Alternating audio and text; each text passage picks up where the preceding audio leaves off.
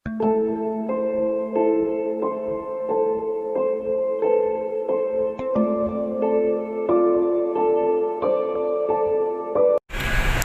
वालेकुम जनाब व्यूअर्स। मैंने कहा था कि देखते हैं इसमें कुछ और ऐड करते हैं इस वीडियो में। तो भाई इसमें और एडिशन शुरू हो चुका है और अब हम लोग ने वापसी का सफ़र शुरू कर दिया है।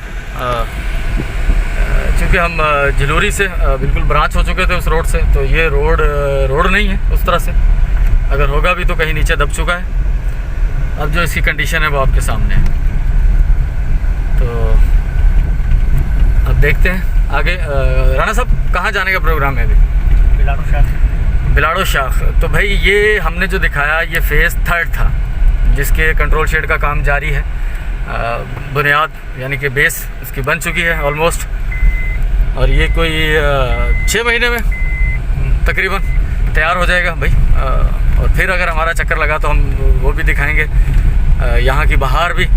एक और बहुत अच्छी चीज़ जो मुझे पता चली और राणा साहब ने मुझे बताया कि क्योंकि यहाँ पर नज़दीक तो बिल्कुल दरख्त नहीं है, तो मुझे बड़ी खुशगवार किस्म की हैरत हुई। और ये कि उन्होंने कहा कि इसकी बेस के साथ साथ ही हमने ये ऑलमोस्ट तकरीबन कोई 23,000 स्क्वायर फीट पर ये सारा प्रोसीजर है प्रोजेक्ट। तो साइडों में वो मैं आपको दिखा नहीं पाया, लेकिन एक नाली खुदी हुई है और कल से उसमें रेत डलेगी और उसके बाद उसमें पानी डलेगा और उसमें फिर जो खाद होती है नेचुरल जो कि गोबर से तैयार की जाती है वो उसमें डलेगी। और उसके बाद इसमें मुख्तलिफ़ इकसाम के कुछ 6-7 इकसाम के या बल्कि 10 से 15 इकसाम के दरख्त जो हैं वो लगाए जाएंगे, जो कि भाई एक तो ऑक्सीजन के लिए, फिर गर्मी में टेम्परेचर कम करने के लिए, और वैसे भाई हरियाली दरख्त आँखों को बहुत भले लगते हैं। तो उसके लिए यानी कि 6-7 महीने में यहाँ पर जब ये जैसे जैसे साथ कंट्रोल शेड तैयार होगा वैसे वैसे माशाल्लाह से यहाँ मुख्तलिफ़ किस्म के दरख्त अपनी छाँव अपने फूलों से माशाल्लाह इसकी रौनक में और इजाफ़ा करेंगे। तो भाई ये तो मैं अप्रिशिएट करता हूँ, और बल्कि मैं तो उन तमाम लोगों को अप्रिशिएट करता हूँ जो कि कहीं भी किसी भी तरह के दरख्त लगाते हैं। तो आप भी भाई अपने यहाँ पर जो देखें, मैं अपनी बात काट कर, यहाँ पर जो दरख्त हैं ये एक कीकर बुबर जिसे सिंधी में कहते हैं, और एक फार्मी बुबर कह लें, अमेरिकन बुबर कह लें, जिसको आमतौर पर यहाँ देवी के नाम से याद किया जाता है। ये एक छोटा सा स्टॉप है यहाँ पर, नाम तो मुझे मालूम नहीं, कुछ दुकानें हैं यहाँ पर।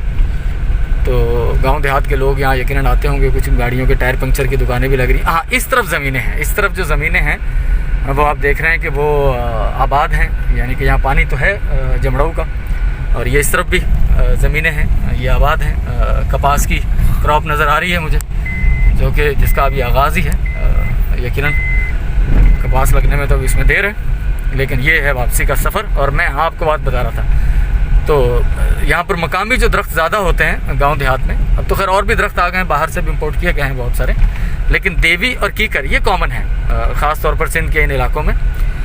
तो देवी के बारे में बताऊं कि देवी वो दरख्त है जो कि ईंधन की किल्लत को पूरा करने के लिए बड़े पैमाने पर, अरे एक और चीज़ नज़र आ रही है मुझे, ये भी देखिएगा। नहीं सफ़ेदा नहीं, ये खुद ही माशाल्लाह से भाई इक्विप हो गए हैं, सारे इक्विपमेंट इनके पास हैं। ये मकामी लोग जो यहाँ पर हैं देखते हैं कि लाइट की बिजली की निज़ाम थोड़ा धर्म भरम ही है, तो जब लिंकें गिर जाती हैं तो खुद ही भाई उन्होंने डंडे वगैरह रखे हैं अपने पास, तो वो खुद ही लिंकें लगा देते हैं। हाँ, तो देवी के दरख्त का जो बीज है वो सुना है कि अमेरिका से मंगवाया गया, इंपोर्ट किया गया, और यहाँ पर जहाज़ों के ज़रिए उसका स्प्रे किया गया। ये हमारे बड़े बुज़ुर्ग बताते हैं कि चूँकि ईंधन की काफ़ी कमी हो गई थी, शायद दरख्त लोग उस पैमाने पे लगा नहीं रहे थे जिस पैमाने पर उनकी जलाया जा रहा था, उनको ईंधन के लिए कट किया जा रहा था। तो बड़े पैमाने पर वो देवी का स्प्रे किया गया जहाज़ों के ज़रिए, और उसके बाद देखते हैं कि हर जगह देवी है। और मेरे ख्याल है कि हमारे जो यहाँ पर नॉन मुस्लिम भी हैं, हिंदू कम्युनिटी से ताल्लुक़ रखने वाले लोग भी, तो देवी चूँकि बहुत जल्दी बढ़ती है और इसका बीज इतनी जल्दी डिस्ट्रॉय नहीं होता, ये पड़ा रहे 10-20 साल बाद भी इसे मौका मिलता है तो ये दोबारा उगना शुरू हो जाती है। आप इसे काट दें तो दोबारा से उगना बहुत जल्दी ये ग्रो करना शुरू कर देती है। तो शायद इस वजह से, चूँकि बहुत जल्दी ये फैल गई हर इलाके में, तो इसका नाम शायद इस वजह से देवी रख दिया गया, वगरना इसे अमूमन लोग जो थोड़े पढ़े लिखे हैं वो कहते हैं जी ये अमेरिकन कीकर है, अमेरिकन बुबर सिंधी में, अमेरिकी बुबर, तो वो कह देते हैं इसे। तो ये है सूरत हाल इन इलाकों की। जितनी तफसील के बारे में मुझे इल्म था मैंने आपके साथ जिक्र किया। आगे चलते हैं, और इस रोड पर आते हुए तो मैंने आपको सब कुछ बता दिया था। अब जब नए किसी रोड पर ट्रैवलिंग शुरू करते हैं तो वहाँ भाई उसके बारे में भी थोड़ी सी हिस्ट्री बताएंगे। हमारे साथ रहिएगा जनाब। तो जनाब जैसा कि मैंने आपके साथ जिक्र किया था कि हम लोग इस बाईपास पर मीरवा डिग्री जुडो नौकोट जो रोड है उस रोड से कनेक्ट होंगे। तो ये है जनाब वो रोड। सर यहाँ थोड़ा सा ये आप देख सकते हैं, ये है जनाब, नाम नज़र आ रहे हैं इस पर। ये मीरपुर खास कराची 230 किलोमीटर, हैदराबाद 70, नौकोट 75, कोट गुलाम मोहम्मद 45 और मीरपुर खास यहाँ से 5 किलोमीटर है। तो यहाँ पहुँच चुके हैं और आप देखेंगे एक रोड यहाँ से मीरपुर खास की जानिब रिटर्न और एक सामने रोड जा रहा है वो हैदराबाद कराची। और ये जो है जिस रोड पे हम टर्न कर रहे हैं ये रोड जाएगा जनाब मिट्टी, इस्लाम कोट, नंगर पारकर और इसके अलावा कुंदरी। तो ये मेन रोड है जो कि मीरपुर खास, सांगड़, हैदराबाद इन इलाकों को आपके थरकोल से कनेक्ट करता है। ये नगर पारकर तक रोड है, इसमें इस्लाम कोट, मिट्टी बहुत मशहूर शहर थर का और हेडक्वार्टर बल्कि थर का कैपिटल क्या कहेंगे आप उसे, डिविजनल हेडक्वार्टर तो वो है। और ये रोड है, ये रोड किसी ज़माने में सिंगल रोड हुआ करता था लेकिन बड़ा मशहूर हुआ उस वजह से कि भाई कोई चाइनीज़ कंपनी ने इसका कॉन्ट्रैक्ट लिया और उन्होंने ये रोड बनाया। बहुत खूबसूरत पायदार, इस इलाके का सबसे पहला एक पायदार किस्म का रोड जिसका काम कई साल तक चलता रहा। और उसके बाद लेकिन ये बना सिर्फ मीरवा तक ही था जो कि उस कंपनी ने बनाया था, मीरपुर खास से मीरवा तक कोई 27, 28 या 26 लगभग इतने किलोमीटर, लेकिन बहुत पायदार था। अब तो बहुत अरसा हुआ है ऐसे बने हुए।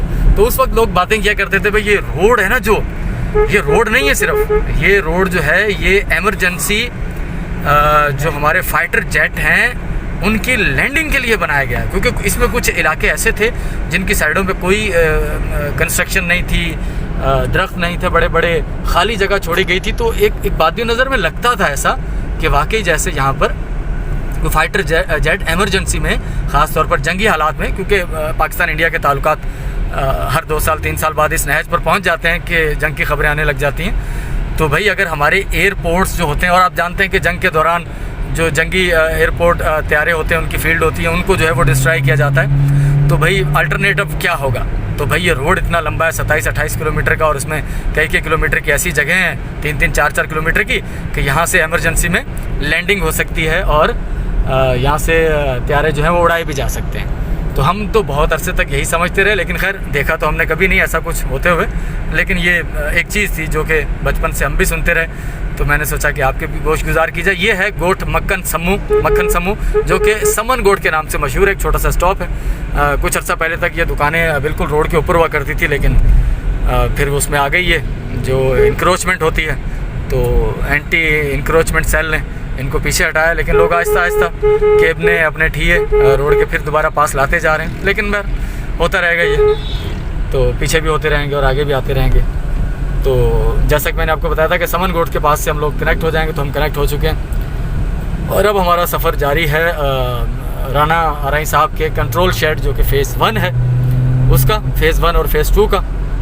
और इसके बाद वो इलाका वो रोड आएगा जो मैंने आपके साथ जिक्र किया था। यहाँ के जो मुकामी MNA हैं जिन्होंने इस वक्त PTI पाकिस्तान तहरीक इंसाफ को सपोर्ट किया है, तो ये उनका हल्का है और उनके जो गांव का रास्ता है वो भी यहाँ से साथ ही एक लिंक रोड है जो कि उनके गांव की जानिब जाता है और वहाँ से होते हुए फिर वो जलूरी जिस रोड पर हमने पहले ट्रैवल किया था तो उसकी जानिब चला जाएगा। ये उनके गांव का बोर्ड है।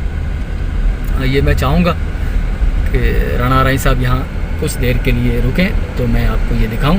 ये है जनाब गोट सैयद अली नवाज़ शाह, ठीक है जनाब। ये रोड उनके गांव को जा रहा है, ये आप देख सकते हैं। चलें जी, बहुत शुक्रिया, आगे चलिएगा। तो सफ़र हमारा जारी है। मैं चाहूँगा कि आगे जाकर जब हम लोग इस रोड से अलग रोड पर जाएं, यानी कि जब कंट्रोल शेड की जानिब सफ़र शुरू करें, तब दोबारा से हम अपने इस व्लॉग का, अपनी इस वीडियो का आगाज़ करते हैं। मेरे साथ रहिएगा, बहुत शुक्रिया। तो ये भाई हम लोग हैं, 2 लोग पीछे बैठे हुए हैं, एक हंजला और उनके वाले साहब ज़मीर साहब। और राणा आरई साहब का तो मैंने आपको बताया माशाल्लाह से भाई बहुत सोबर पर्सनैलिटी के मालिक हैं। और उसके बाद खाकसर नाचीज़ अली मुनव्वर, इन्हें आप जानते हैं। तो ये है जनाब वो रास्ता जो कि वहाँ से मैंने आपको बताया था कि करीबन 2.5 किलोमीटर का सफ़र है जो कि हमने इस रास्ते पर तय करना है।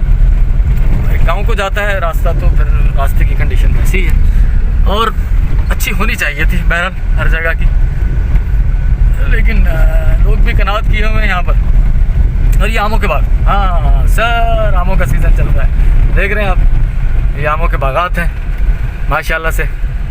तो यहीं से आम सर जाता है, हाँ कराची, हैदराबाद, पूरी दुनिया में। खैर दुनिया में इस वक्त जाना थोड़ा सा इशू है क्योंकि लॉकडाउन है, कोविड-19 नोवल कोविड-19, उसकी वजह से तो थोड़ी परेशानियाँ हैं। तो खैर यहाँ पर ही कंज्यूम हो जाता है बहुत अच्छा, आए दिन हम लोग तो खा रहे हैं। अरे हाँ भाई, रात ज़मीर साहब ने भी आमों की दावत की थी तो इत्तेफाक से हम भी वहाँ पहुँच गए थे। आम गिरा है वो बीच में खड़ा हुआ है, वो 10 दिन क्या खड़ा है?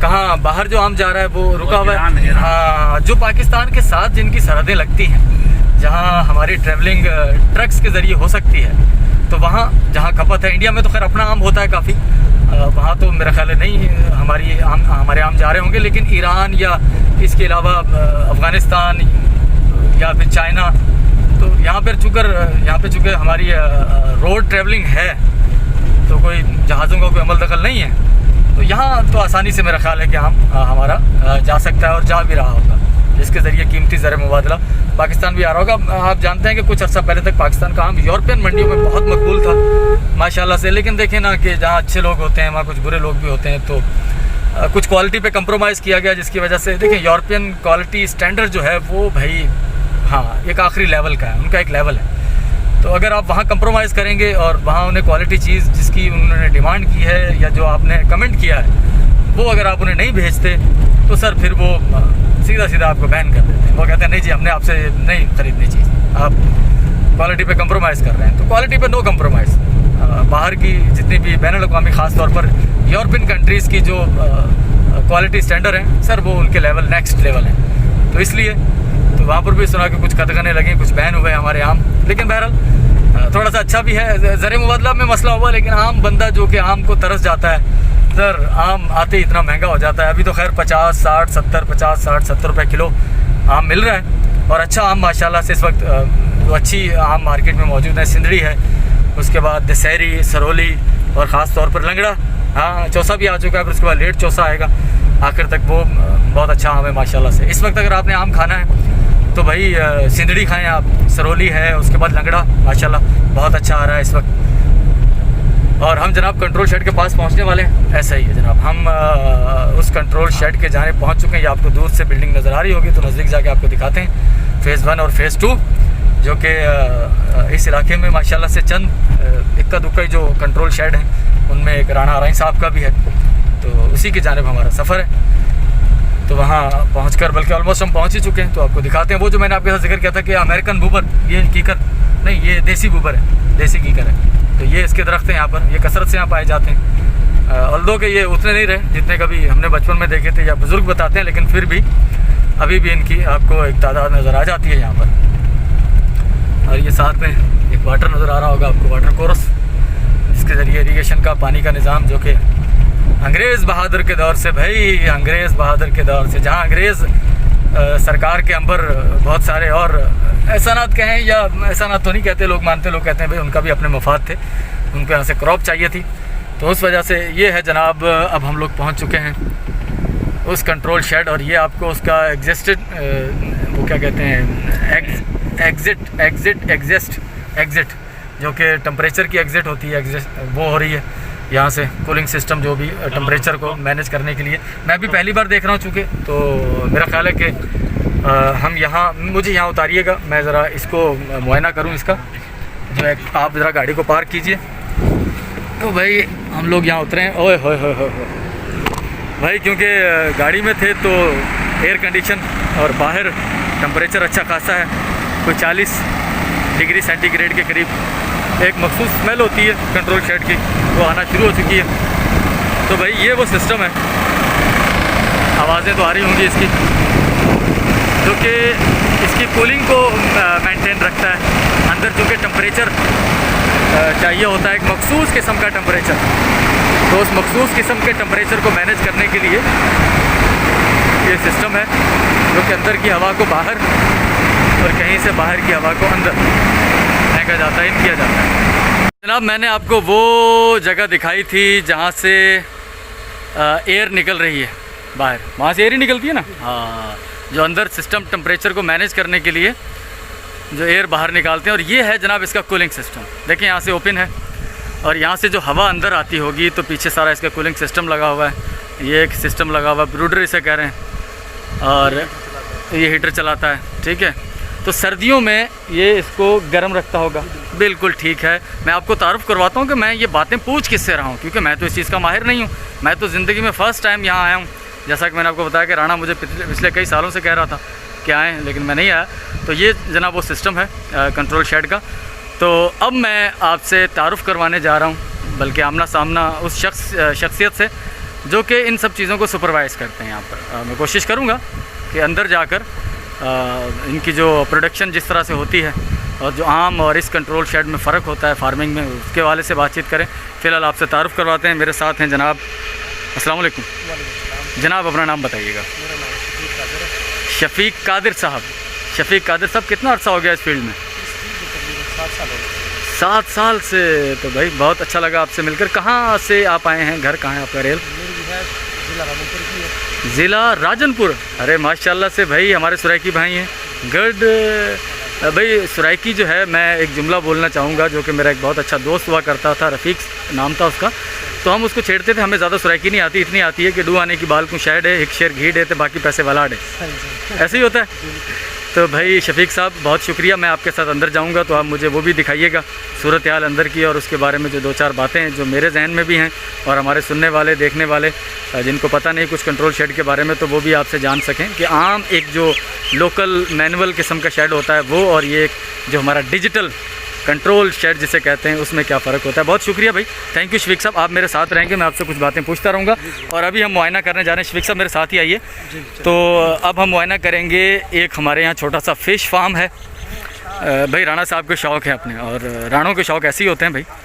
तो भाई जगह है यहाँ पर, और पानी की भी ज़रूरत है कंट्रोल शेड के लिए, और पानी के लिए तालाब भी है। लोग के तालाब अभी बिल्कुल पानी इसमें ख़त्म हो चुका है, बिल्कुल आखिरी सहारों पर, क्योंकि आप जानते हैं कि नहरी निज़ाम और उसके बाद पीछे से पानियों की बंदिश, जिस किस्म के हालात हैं।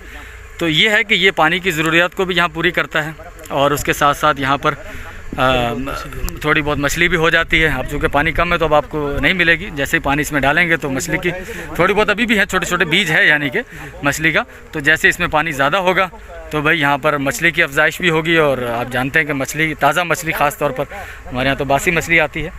तो ये एक फंद 2 काज, या 2 काज और 1 फंद कैसे कहते हैं, एक तीर से 2 शिकार ऐसे कह लें जनाब। तो एक तीर से 2 शिकार यहाँ पर हो रहे हैं भाई। राणा साहब के शौक़ हैं ये। तो अब शफ़ीक साहब, कंट्रोल शेड हो गया, ये हमारा जो कूलिंग सिस्टम हो गया, हमने देख लिया ये सारा। और अरे वाह, देखें ये ऊपर एक मैना बैठी हुई है। हाँ अरे भाई क्या करें, उसको भी गर्मी लग रही है बेचारी को, गर्माइश बहुत ज़्यादा है यहाँ पर।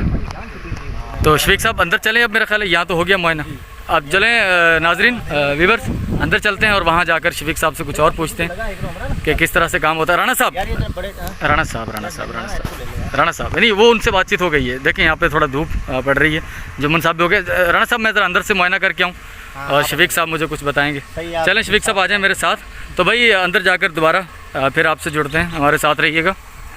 हम अंदर आ चुके हैं और ये कंट्रोल शेड है। यहाँ पर टेम्परेचर जो है हमें तो महसूस हो गया, आपको तो नहीं होगा कि बाहर गर्मी थी, यहाँ पर टेम्परेचर मैनेज है। और ये कितना टेम्परेचर होगा शफ़ीक साहब? यहाँ तकरीबन sir 28 temperature, 28 degree centigrade temperature है यहाँ पर। और 41, हाँ बाहर का 41 डिग्री सेंटीग्रेड है, जो कि मैंने आपको बताया था अभी 40 से 41। तो 41 डिग्री सेंटीग्रेड सही मुझे बता दिया शफ़ीक साहब ने। और इस वक्त यहाँ पर अंदर जो है वो 28 डिग्री सेंटीग्रेड, यानी कि मुर्गियाँ AC ऑफिस में हैं इस वक्त, ठीक है। और ये देख लें आप, ये मैं सारा इसका मुआयना करवा देता हूँ, यहाँ से लेकर ये और दूर तलक आपको वो आखिर में आपको वही कूलिंग सिस्टम नज़र आ रहा होगा जहाँ से हवा का इखराज होता है, वहाँ से थोड़ी रोशनी आपको ज़्यादा बल्कि नज़र आ रही होगी, तो आपको आइडिया हो जाएगा। और ये छत और ये नीचे ये मुर्गियाँ। शफीक साहब, अब मुझे पहले तो ये बताइएगा कि इनकी तादाद कितनी है इस वक्त? इस वक्त इनकी इस हाउस में जो है 28,000 तादाद है। 28,000। ये नीचे जो निचली मंजिल है, ग्राउंड फ्लोर, यहाँ पर 28,000 है। ऊपर की मंजिल पर कितनी है? ऊपर भी 28 है। तो 28 ये हो गए जनाब कुछ 56,000 की यहाँ पर फार्मिंग है। अच्छा शफीक साहब, एक जो खुला ओपन शेड होता है उसमें और इसमें क्या फ़र्क है? कॉमन बुनियादी फ़र्क टेम्परेचर का होता है। अच्छा, उसके बाद सिस्टम का भी फ़र्क होता है, क्योंकि वहाँ सिस्टम अपना मैनुअल होता है, यहाँ कंट्रोल साइड है, ऑटो चलती है, आपकी स्पीड आप देख लें, फीड भी ऑटो चल रही है, पानी भी ऑटोमेटिक स्पीड है।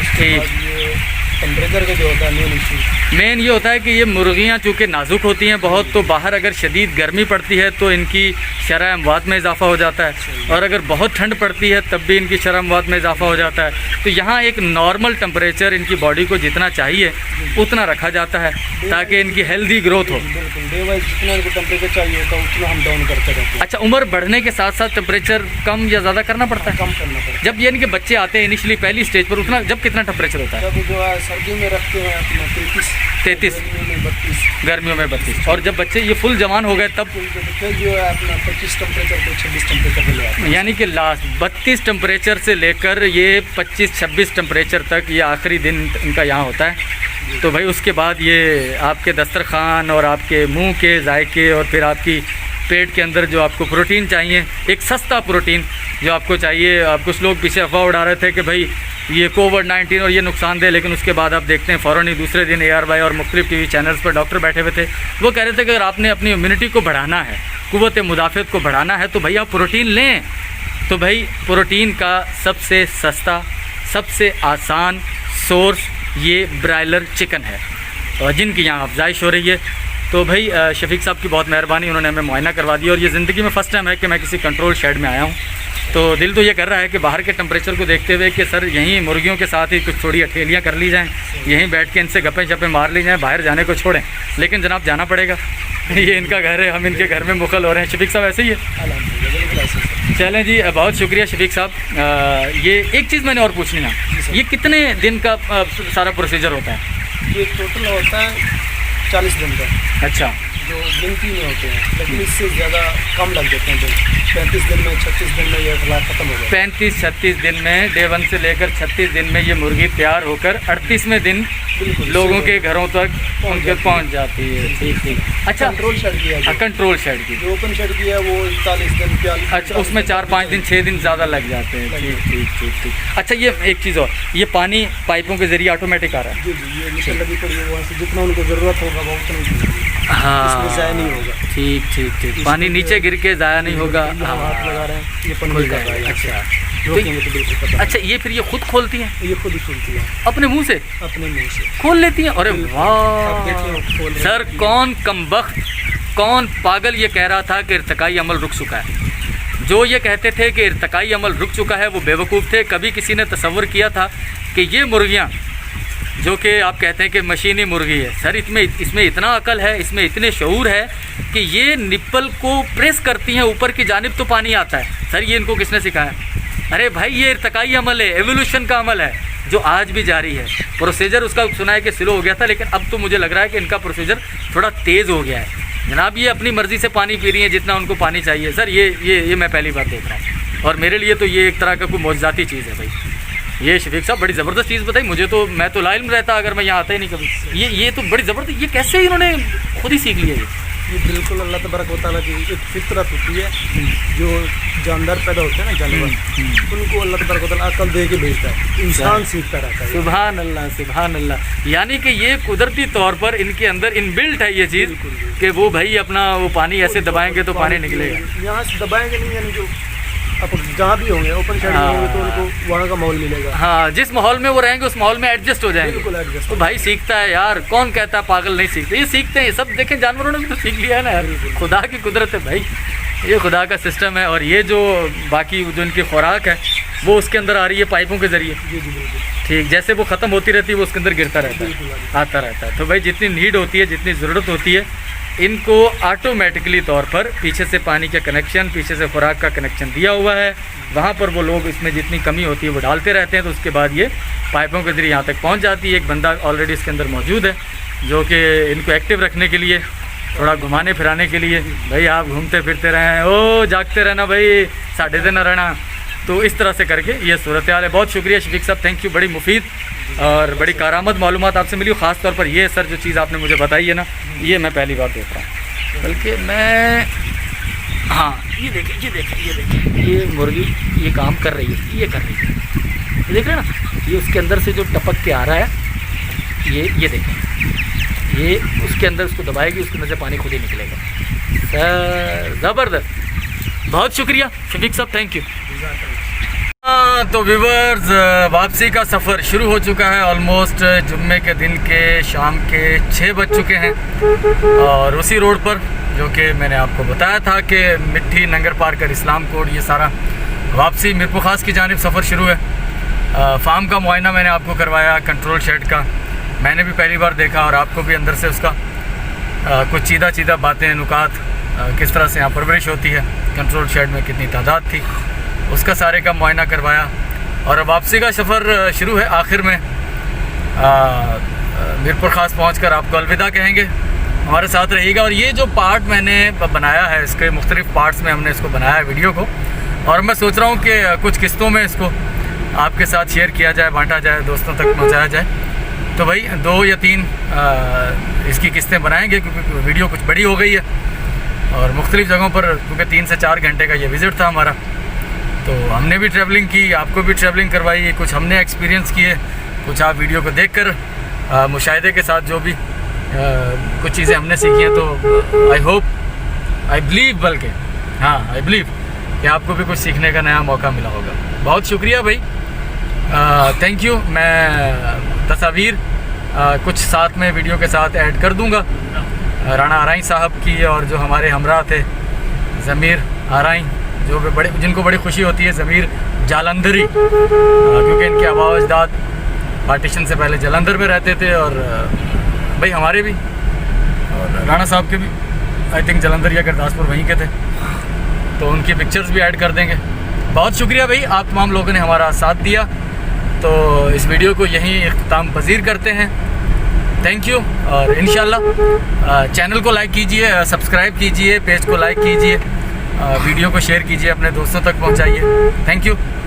आपका होस्ट कह लें, प्रेजेंटर कह लें, जो भी, आरजे अली मुनव्वर, अपने दोस्त राणा आराई और ज़मीर आराई साहब के साथ आपको अलविदा कहता है। इंशाल्लाह ज़िंदगी बाकी तो मुलाकातें होती रहेंगी, यार जिंदा सोबत बाकी। तो इंशाल्लाह फिर मिलेंगे किसी नेक्स्ट वीडियो में, तब तक के लिए अल्लाह हाफिज़।